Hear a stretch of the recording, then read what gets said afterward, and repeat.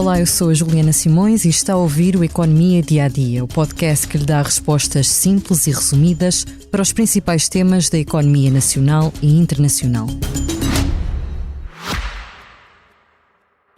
Subscrever o Expresso é ter acesso à melhor informação, a uma vasta oferta de conteúdos exclusivos e à opinião de referência. Subscrever o Expresso é tornar-se membro do nosso clube, poder ser voz ativa de uma comunidade informada e beneficiar de vantagens exclusivas. Subscreva o Expresso em expresso.pt/digital. Expresso. Liberdade para pensar.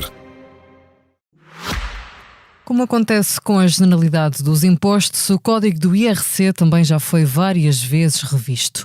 Foi inclusive sujeito a mais de 1.350 alterações desde a sua implementação em Portugal há 35 anos. A taxa normal de IRC a nível nacional é de 21%, mas as empresas também estão sujeitas à derrama municipal, receita das autarquias, e à derrama estadual, que foi introduzida no tempo da Troika.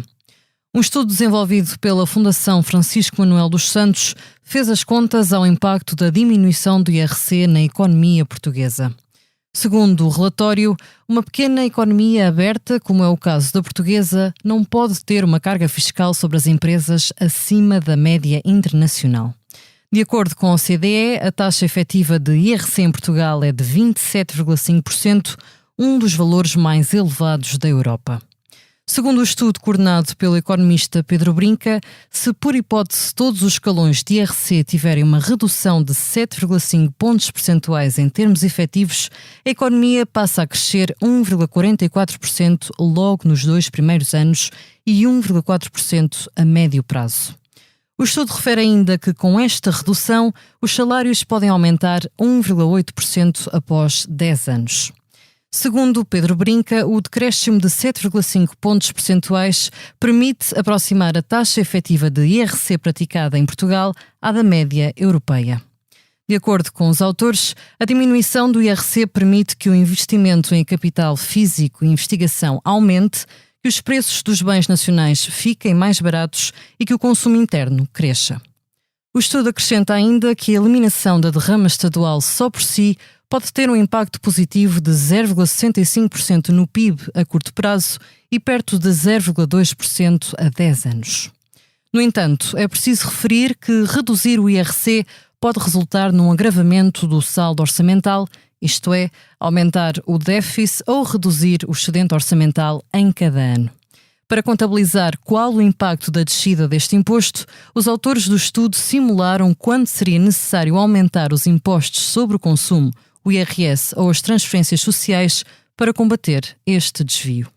No caso do IVA, por exemplo, a taxa efetiva tinha de subir 0,2 pontos percentuais após 2 anos e 1 ponto percentual após 10 anos.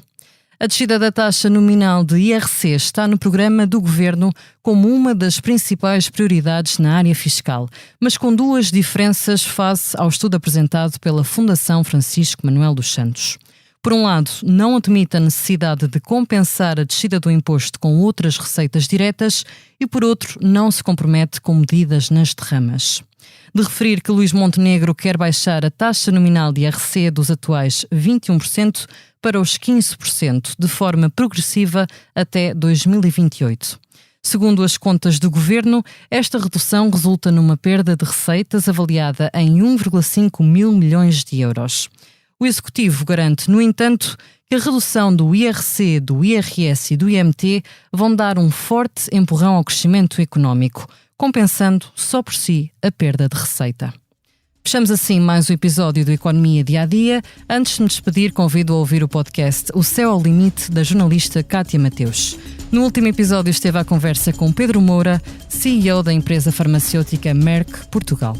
Obrigada por estar desse lado. Se tem questões ou dúvidas que gostaria de ver explicadas no Economia Dia a Dia, envie um e-mail para jsimões@expresso.empresa.pt.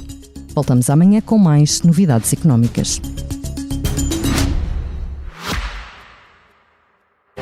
Subscrever o Expresso é ter acesso à melhor informação, a uma vasta oferta de conteúdos exclusivos e à opinião de referência. Subscrever o Expresso é tornar-se membro do nosso clube, poder ser voz ativa de uma comunidade informada e beneficiar de vantagens exclusivas. Subscreva o Expresso em expresso.pt/digital. Expresso. Liberdade para pensar.